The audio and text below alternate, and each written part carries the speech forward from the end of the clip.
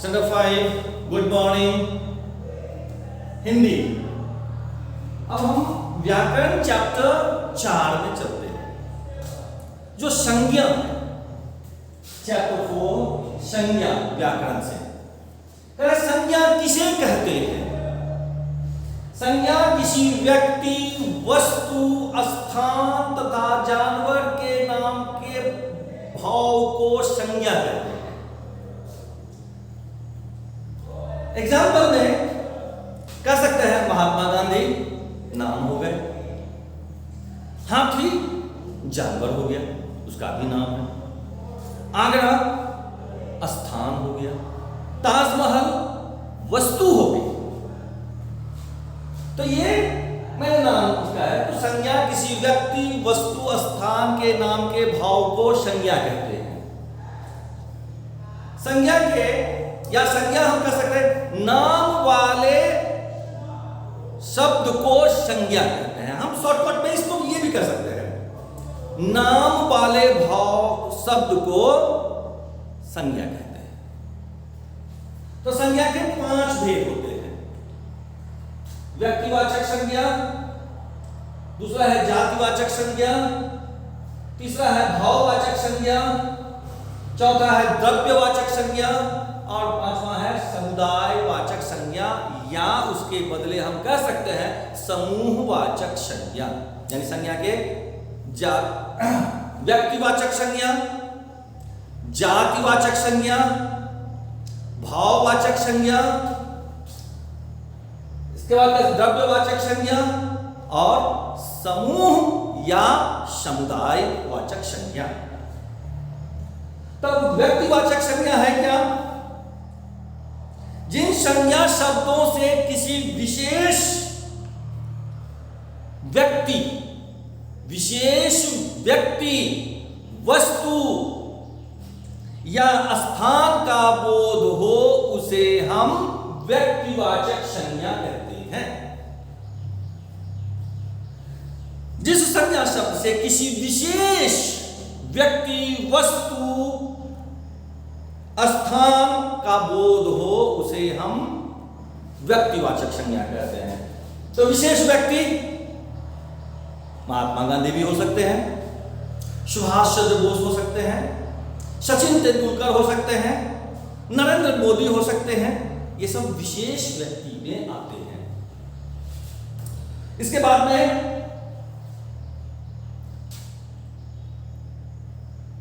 लाल किला विशेष वस्तु में, स्थान भी में है, दिल्ली में है। रामचरितमानस जो हिंदू धर्म का ग्रंथ है, रामायण का रामचरितमानस, ये सब सारे विशेष में आ जाते हैं। और इसके बाद में आता है जातिवाचक संज्ञा। जातिवाचक संज्ञा किसे कहते हैं? जिस संज्ञा शब्द से किसी प्राणी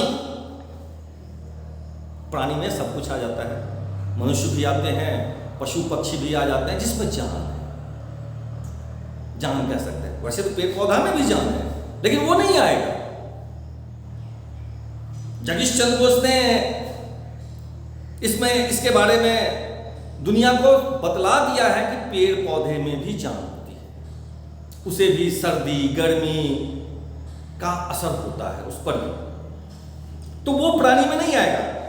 संज्ञा किसी विशेष प्राणी, स्थान या वस्तु की संपूर्ण जाति या वर्ग का बोध कराता है। संपूर्ण जाति या वर्ग का बोध कराता है, उसे हम जातिवाचक संज्ञा कहते हैं।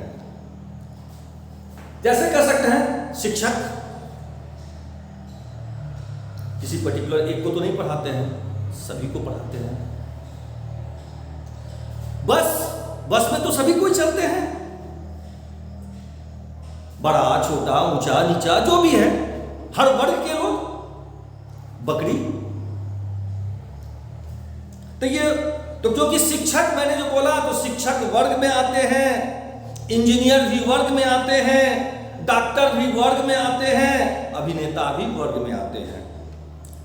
स्थान में यदि बात करूं मैं, इमारत, बिल्डिंग जिसे कहते हैं, इमारत, देश, ये पूरा देश जो है सो स्थान में आते हैं। पर्वत, पहाड़, ये भी स्थान में आते हैं। कक्षा यानी क्लास, वर्ग, ये भी स्थान में ही आता है। और प्राणी में जानवर, आदमी, बालक, लड़की, आदमी, जानवर, बालक, लड़की, ये सब प्राणी में आ जाते हैं। इसके बाद में आता है आपको भाववाचक संज्ञा। भाव यानी कि जिस संज्ञा शब्द से के किसी पदार्थ के गुण, दोष और अवस्था को बतलाता है, उसे भाववाचक संज्ञा कहते हैं। यानी कि जिस संज्ञा शब्द से किसी पदार्थ के गुण, दोष, अवस्था आदि का बोध हो, उसे भाववाचक संज्ञा कहते हैं। तो ये तो मनुष्य पर भी एप्लीकेबल होता है। कैसे? तो जैसे हम कह सकते हैं हम मीठा खाना पसंद करते हैं, तो मीठा से उसका भाव क्या होगा, अवस्था क्या होगा मीठा से? तो उसका गुण, दोष और अवस्था, तो गुण और दोष को हम एक में रख सकते हैं और अवस्था को हम अलग कर सकते हैं। जैसे मिठास, उसके गुण हो सकते हैं या दोष हो सकते हैं। खट्टा, जिसको जो पसंद है, जिसको पसंद है उसके लिए गुण हो गया, जिसको नहीं पसंद है उसको दोष के लिए दोष हो गया। किसी को मीठा नहीं पसंद है, हमको पसंद है, तो मेरे लिए वह गुण है। हमको खट्टा नहीं पसंद है, मेरे लिए वह दोष है। भलाई, दूसरों का भला से भलाई गुण है। और फिर कह सकते हैं प्रशंसा, कोई झूठी प्रशंसा भी करता है और कोई सही मायने में भी प्रशंसा करता है। तो ये गुण या दोष में आते हैं। अवस्था में आदमी जब एक एडल्ट अपनी सीमा पे आ जाते हैं, उसके बाद क्या होता है, उम्र का ढलान होता है, जिसे हम कहते हैं बुढ़ापा। बच्चा जन्म लेता है और लड़कपन आती है, उसको कहते हैं बचपन। गरीब है आदमी, गरीबी और दुख, ये सब अवस्था होता है। हमें कष्ट है तो दुख हो रही है। इसके बाद में क्योंकि भाववाचक संज्ञा के बहुत सारे शब्द हैं जो संज्ञा से भाववाचक शब्द बनाए जा सकते हैं, जैसे दास से दासता, गुण से गुणी, पशु से पशुता, सरल से सरलता, मम से ममत्व, सबका अलग अलग है।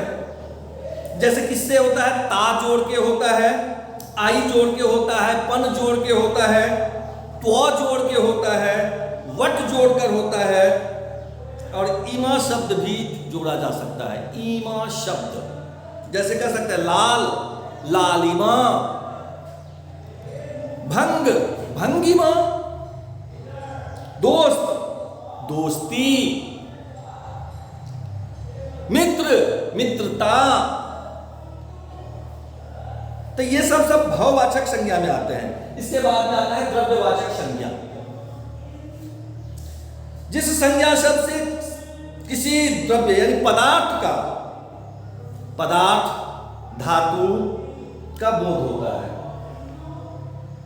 जिस संज्ञा शब्द से किसी पदार्थ, धातु का बोध हो, उसे हम द्रव्यवाचक संज्ञा कहते हैं। या कह सकते हैं जिसे नापा या तौला जा सके, सिंपल भाषा है, जिसे नापा या तौला जा सके उसे हम द्रव्यवाचक संज्ञा कहते हैं। चावल, तेल, घी, चीनी, लोहा, सोना, चांदी, पानी, तो कुछ ऐसे हैं जिसको हम नाप भी सकते हैं और तौल भी सकते हैं, वे द्रव्यवाचक संज्ञा कहलाते हैं। तो ये मैंने एग्जाम्पल बताया, क्या सब? तो चावल, दाल, लोहा, सोना, चांदी, चीनी, ये सब मैंने द्रव्यवाचक संज्ञा का एग्जाम्पल बताया। इसके बाद में आता है समुदायवाचक या समूहवाचक। जिन संज्ञा शब्द से किसी समूह या समुदाय का बोध हो उसे समुदायवाचक संज्ञा कहते हैं।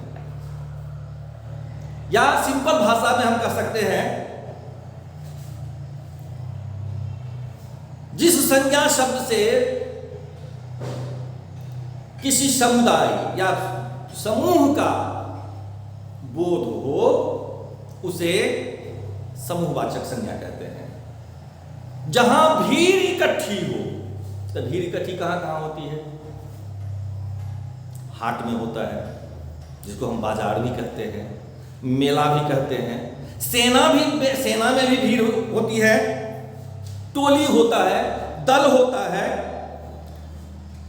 सभा होता है, जुलूस होता है। यहां बहुत सारी भीड़ होती है, उसे हम समूह या समुदायवाचक संज्ञा कहते हैं। और इस चैप्टर को पढ़ेंगे और चैप्टर का क्वेश्चन आंसर आप बुक में ही बनाएंगे, पेंसिल से, बुक में पेंसिल से बनाएंगे और संज्ञा को याद करेंगे। धन्यवाद।